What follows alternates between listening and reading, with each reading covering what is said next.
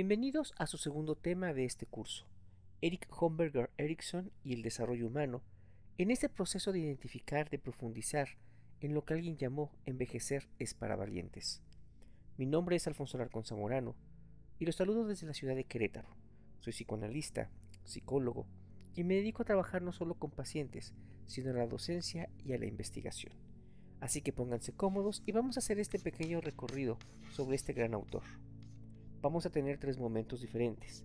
Primero vamos a hablar de su vida y de su obra. En un segundo instante vamos a hablar de las 8 fases del desarrollo humano y finalmente tendremos una breve conclusión. Eriksson nació en 1902, pleno inicio del siglo XX, un siglo lleno de guerras, de conflictos, de problemáticas sociales y culturales. Cuando nace Eriksson, su padre abandona la familia, por lo que su madre tiene que enfrentar los compromisos económicos, sociales, culturales y todo lo que es el rechazo de una época victoriana. Conforme van pasando los años, ella logra volver a casarse con un pediatra que le da la estabilidad necesaria para que Eriksson pueda estudiar e ir desarrollando cada una de sus potencialidades. Sin embargo, no todo es miel sobre hojuelas.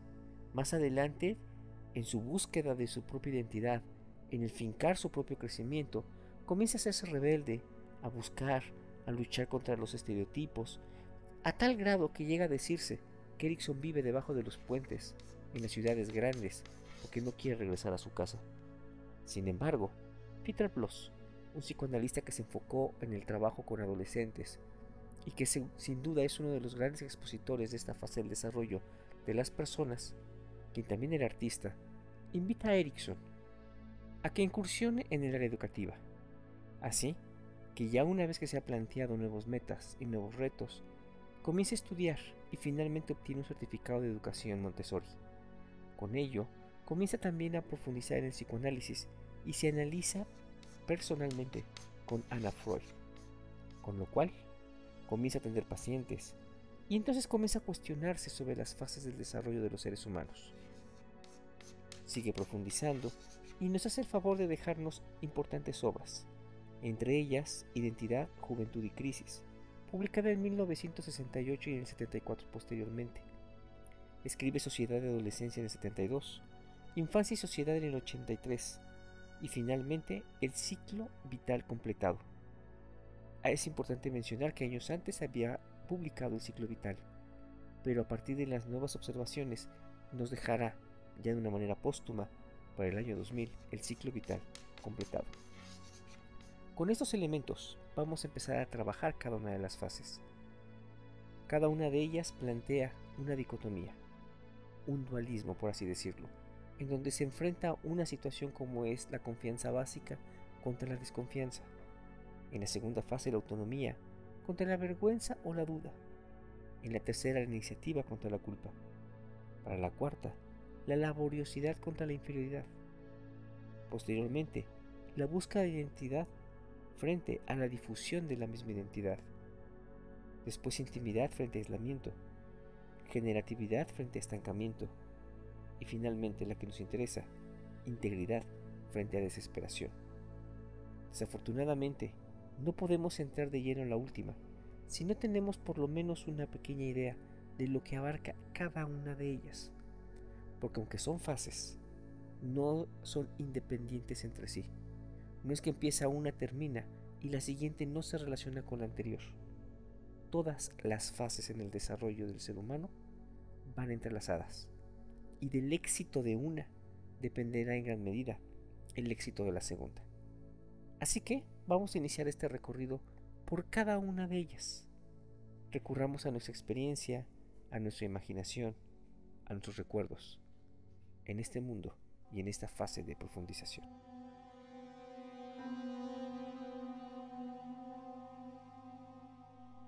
La primera fase, la confianza básica versus la desconfianza, es la que corresponde al niño desde el día que nace hasta que cumple 18 meses.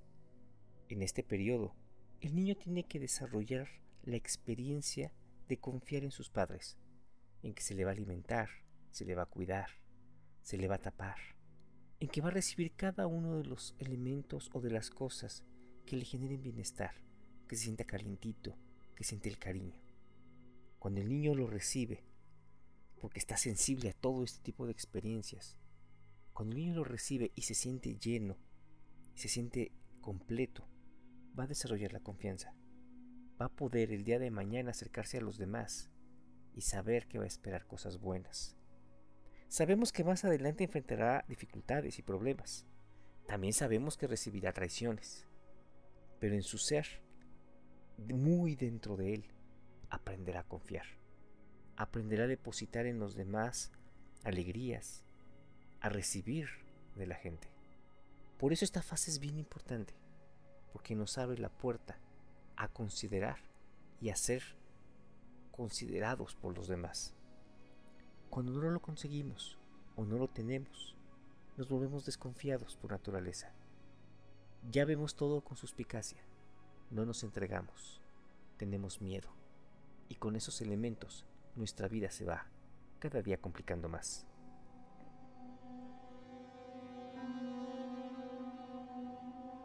La segunda fase, autonomía versus vergüenza y duda, el niño ya tiene entre los 18 meses y los 3 años. Empieza a sentirse más fuerte, comienza a caminar, comienza a explorar todo lo que hay a su alrededor. Ya no nada más se llevan las cosas a la boca, las revisan, las analizan, las guardan. Comienzan a buscar todo lo interesante que hay en casa. Comienza a darse cuenta también que hay límites, que hay cosas que papá y mamá le permiten y que hay cosas que no lo debe de hacer. También comienza a darse cuenta que hay cosas buenas y cosas malas, aunque todavía no comprende por qué es bueno y por qué es malo. Solo sabe que tiene que obedecer, porque de lo contrario lo van a regañar. También comienza la fase de los berrinches, la fase de controlar. También tiene que empezar a controlar su baño. Tiene que avisar a mamá y a papá que quiere ir al baño. Y cuando está adentro nos grita que ya está listo para que vayamos a ayudarle. Comienza a descubrir su cuerpo con mayor profundidad. Sale, entra, observa, explora. Si durante esta fase el niño se siente querido, se siente amado, comenzará a ser autónomo. Sí, dependerá de papá para muchas cosas y volteará a ver a mamá para muchas otras más. Pero ya tendrá la capacidad de alejarse, de explorar. De lo contrario, sentirá vergüenza. Empezará a sentir miedo y cosas feas de lo que hay dentro de él. Tendrá vergüenza y tendrá duda. Si no ayudamos a nuestros niños en esta fase de desarrollo, no vamos a ser seres autónomos. Serán dependientes. Estarán siempre escondiéndose. Si en la fase anterior lograron confiar, en esta fase será más fácil que se lancen. Si en la anterior no lo consiguieron, es más fácil que se encierren en sí mismos.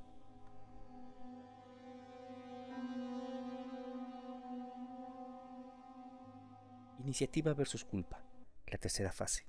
El niño ya tiene 3 años y de los 3 a los 5 siente que puede conquistar el mundo. Dice Erikson que sale en la mañana con su lanza a conquistarlo todo, a cazar a las fieras del bosque.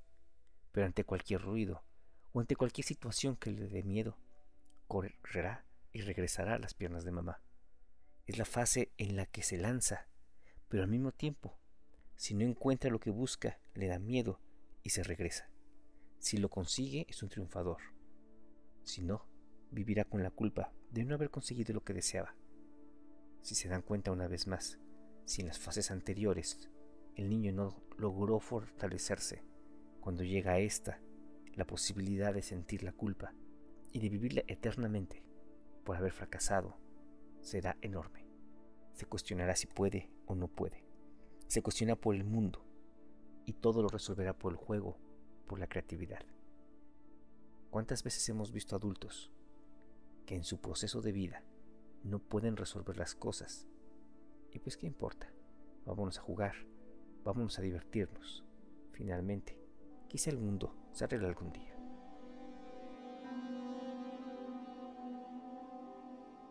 Llegamos a la siguiente fase, la laboriosidad versus la inferioridad. El niño ya tiene de 5 a 13 años. Ya va a la escuela, convive con otros, tiene que empezar a compartir lo que tiene, a defender sus cosas en la escuela. Y entonces tendrá que descubrir qué puede hacer, qué no puede hacer, cada una de sus limitaciones y de sus capacidades. Tendrá que empezar a interactuar. tendrá que hacerse un espacio en el mundo. Por lo tanto, se vuelve muy sensible a lo que enfrente y puede desarrollar sentimientos de impotencia. ¿Qué me dicen del bullying, de la violencia en las escuelas? Cada una de esas situaciones los niños las tienen que enfrentar. Si las pueden resolver, qué bueno, tendrán nuevos recursos para salir adelante. Pero si no, se sentirán inferiores. Sentirán que el mundo es muy pesado, que es muy cargado, y que ellos, por sí solos, no pueden. Entonces tendrán que buscar a unos que los defiendan, que los cuiden, que los protejan. Todo eso hace que en esta fase el niño tenga la capacidad de trabajar y salir adelante, o de esconderse y sí trabajar, pero vivir siempre a expensas de los demás, con sufrimiento y con mucho malestar.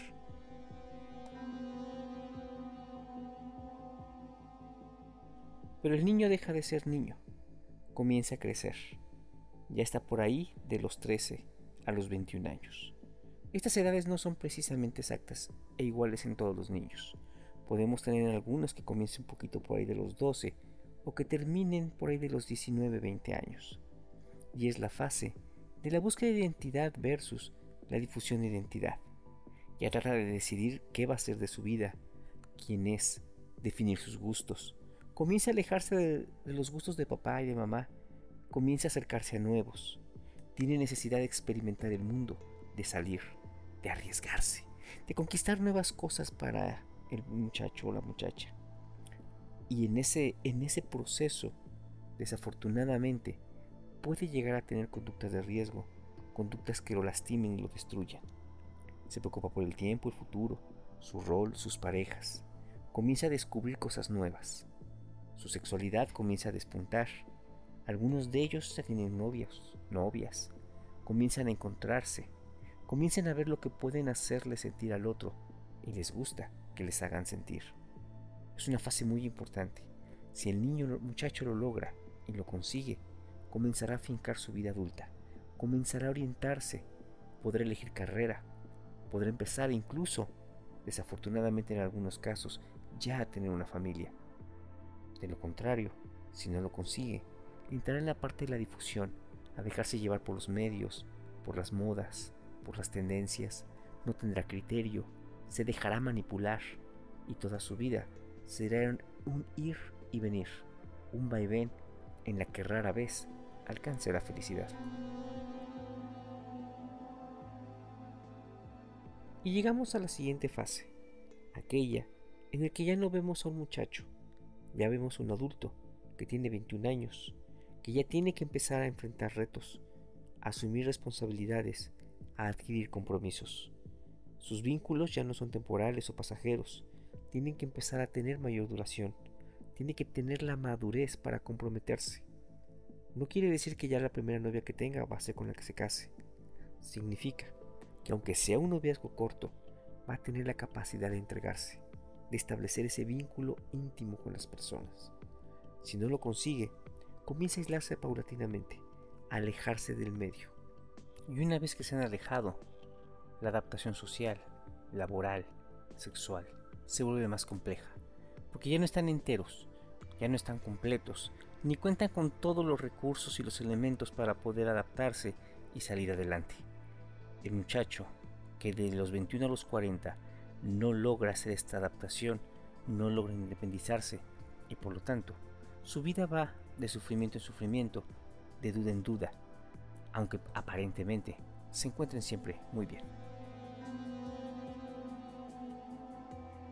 Y llegamos a nuestra séptima fase, la generatividad frente al estancamiento. La persona va de los 40 a los 60, es decir, llegamos al momento de evaluar lo que hemos hecho, lo que tenemos, a su vez de plantearnos o de darnos cuenta de que muchos de los sueños de la fase anterior es imposible que se cumplan, o porque ya nos casamos, o porque estamos enfermos, o porque las circunstancias han cambiado, y que muchos de ellos se han quedado en el olvido y que no los podremos alcanzar. Pero entonces tendrá que venir la madurez de la persona para replantearlos, redimensionarlos o cambiarlos por otros.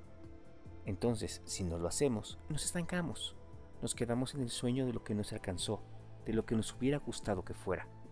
Tenemos que plantearnos ese crecimiento y poder comenzar a trabajar las limitaciones, preocuparnos por el futuro, por el medio, por la gente que viene detrás de nosotros. Obviamente en esta parte es cuando se da la crisis de la edad madura, donde nos hemos dado cuenta que ya no somos tan fuertes, o que nuestros recursos que pensamos que eran ilimitados no lo son tanto, y que las limitaciones comienzan a pesar. Esta fase es bien importante. Si en esta la persona se truena, la siguiente, la última, la que nos interesa, va a ser muy compleja y muy difícil para la persona.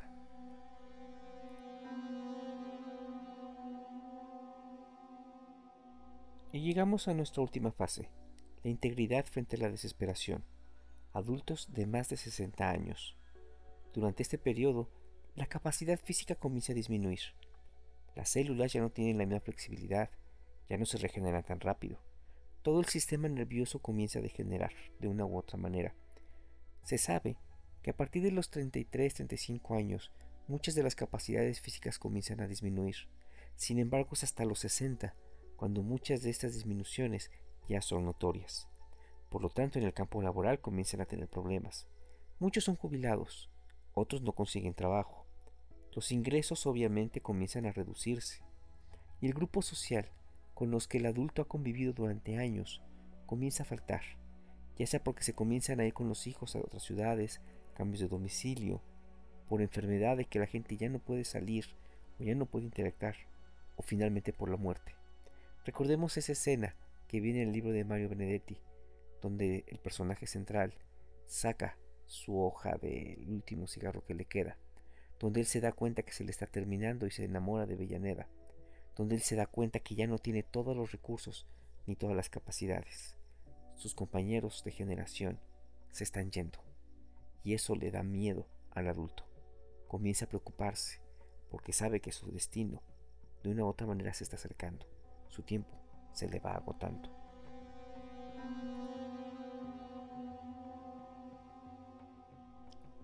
Pero quizás lo más grave no es lo económico, no es si tienen trabajo, no es si de repente hay cosas que ya no pueden hacer, sino que junto con todo esto se reviven antiguos conflictos y frustraciones, situaciones que la persona esperaba haber resuelto, que la persona esperaba ya no tener que enfrentar, pero ahí están, como sombras, los sueños no alcanzados, las frustraciones de lo que pude haber hecho pero no hice bien, de lo que quería haber hecho y que a lo mejor abandoné.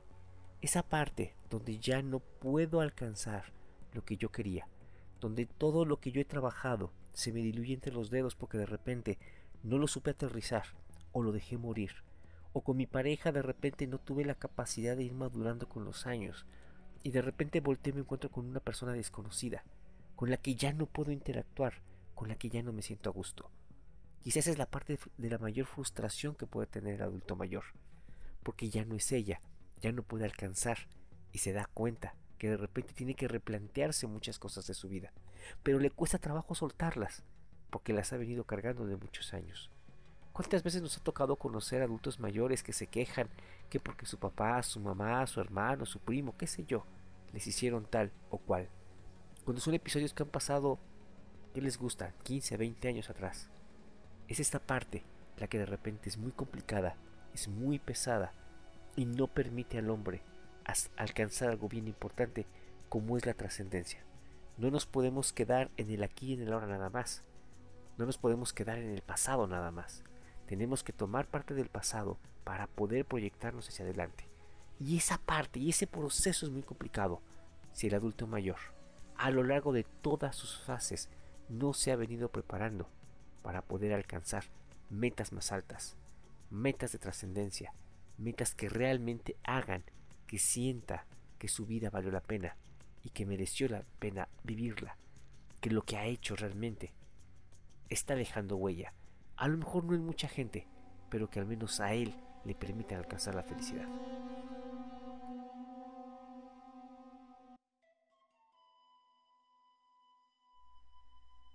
Y ya, comenzando a concluir, tiene que quedarnos claros que el envejecer revive los conflictos. Conflictos que se han quedado en el pasado, que no se pudieron resolver, se vuelven a reeditar con mayor intensidad en la vejez. De repente aquello que pareciera que quedó olvidado revive y revive con muchísima fuerza, que además solo en la integridad y en la trascendencia el adulto puede disfrutar de su vejez.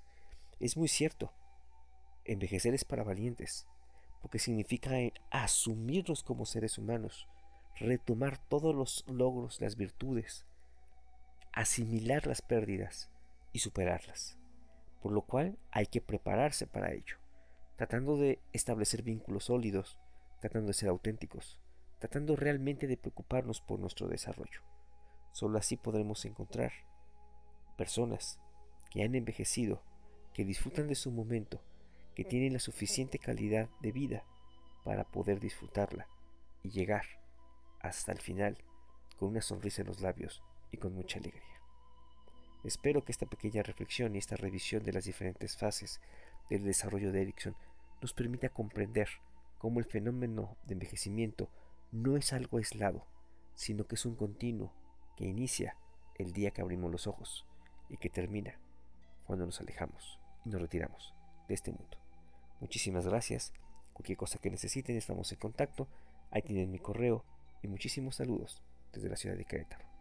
Gracias.